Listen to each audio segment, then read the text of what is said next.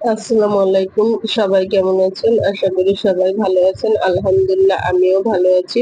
এই যে দেখুন এখানে আমি কই মাছ ভুনা করেছি। কই মাছ ভুনাটা আসলে দেখতে অনেকটা লোভনীয় লাগতেছে, খেতেও কিন্তু অনেকটা মজা হবে।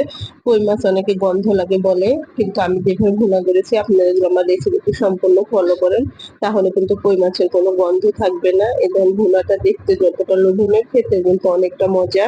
তো আপনারা অবশ্যই একবার হলেও আমার রেসিপিটি ফলো করে ট্রাই করবেন। চলুন মূল ভিডিওতে চলে যাই। এখানে কই মাছটা আমি লবণ, হলুদ, মরিচের গুঁড়া দিয়ে মাখিয়ে রেখেছি। সাথে লেবু দিয়েছি। লেবু দিলে মাছের আঁশটা গন্ধটা চলে যায়। টমেটো নিয়েছি, ধনেপাতা নিয়েছি, পেঁয়াজ কুচি নিয়েছি। এখানে আমি পেঁয়াজ কলি দেবো দেখে পেঁয়াজ কুচিটা অল্প করে নিয়েছি। সাথে কাঁচামরিচ নিয়েছি। নিয়ে কই মাছটা ০.৫ ঘন্টার মতন অবশ্যই মেখে রাখবেন। মেখে রাখার পর আমি ০.৫ ঘন্টা পর চুলায় আমি একটা প্যান বসিয়ে দিয়েছি। প্যানটা গরম হলে এখানে আমি তেল দিয়ে দেবো। আপনারা সরষের তেল দিয়ে ভুনা করতে পারেন, আমি আজকে সয়াবিন তেল দিয়ে ভুনা করব। আমি কড়াইতে তেল দিয়ে দিলাম, তেলটা একটু গরম হওয়ার অপেক্ষা করব। তেলটা গরম হলে পরে এই যে দেখুন আমি মাছগুলো দিয়ে দেবো। মাছটা খুব একটা শক্ত করে ভাজবো না, আমি একটু হালকা করে ভাজার চেষ্টা করবো। মাছ অতিরিক্ত শক্ত হয়ে গেলে ভুনা করলে মাছটা বেশি শক্ত হয়ে যায়, খেতে কিন্তু ভালো লাগে না। আপনারাও হালকা ভাজার চেষ্টা করবেন। এই যে কই মাছটা যখন এখানে এক পাশ হালকা ভাজা হয়ে আসবে, কই মাছটা এভাবে উল্টিয়ে দেবো। সবগুলো মাছ আমি দুই পাশটা এরকম বাদামি কালার করে ভেজে নেবো। ভাজা হলে মাছগুলো আমি তুলে নেবো। সবগুলো মাছই আমি তুলে নেবো। আসলে যে কোনো জিনিস আসলে সময় সাপেক্ষ নিয়ে করলে কিন্তু অবশ্যই কিন্তু খেতে কিন্তু ভালো লাগবে। পেঁয়াজ কুচিটা আমি দিয়ে দিলাম তেলের মধ্যে। মাছটা তুলে নিয়ে এই তেলটা ছিল তেলের মধ্যে আমি দিয়ে দিলাম।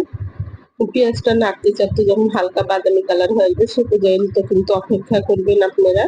এই যে দেখুন হালকা বাদামি কালার হয়ে আসলে এখানে আমি আদা রসুন বাটা দিলাম। আদা রসুন বাটার কিন্তু একটা কাঁচা গন্ধ থাকে, এটা আমি পেঁয়াজের সাথে ভেজে গন্ধটা দূর করে নিয়েছি। নিয়ে পানি দিয়ে এখানে আমি পেঁয়াজ কলিটা দিয়ে দিলাম। পেঁয়াজ কলিটা আমি আসলে মশলার সাথে একটু ভালোভাবে কষিয়ে নেব। এই যে পেঁয়াজ কলির মধ্যে এখানে লবণটা অবশ্যই স্বাদ অনুযায়ী দেবো, লবণ লাগলে পরে আমি আবার চেক করে দেবো। এখানে আমি একটু লাল মরিচের গুঁড়া দিলাম, সাথে আমি ধনিয়ার গুঁড়া দিলাম। আমি আসলে মাছ ভুনাতে আমি কই মাছ ভুনাতে সব মশলা দেওয়ার চেষ্টা করব।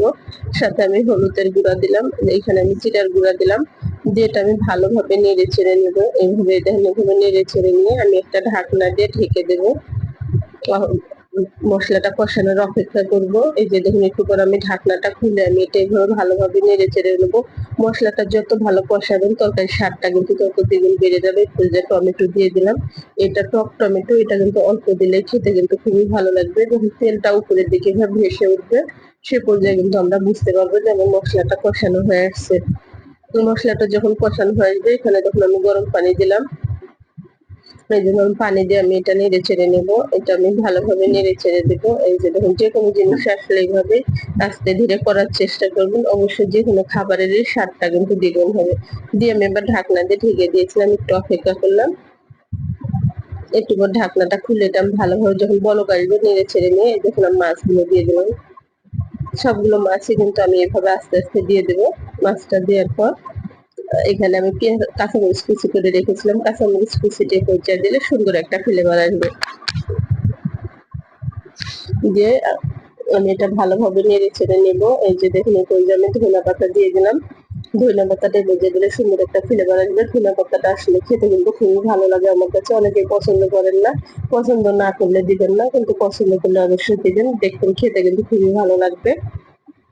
যখন দেখবো তেলটা বেরিয়ে এসেছে সে পর্যায়ে যখন আমি মাছটা নামিয়ে নিয়েছি, এটা দেখতে যতটা লোভনীয় লাগতেছে খেতে কিন্তু অনেকটা মজা হবে। আপনারাও কিন্তু অবশ্যই ট্রাই করবেন। আর আপনাদের কাছে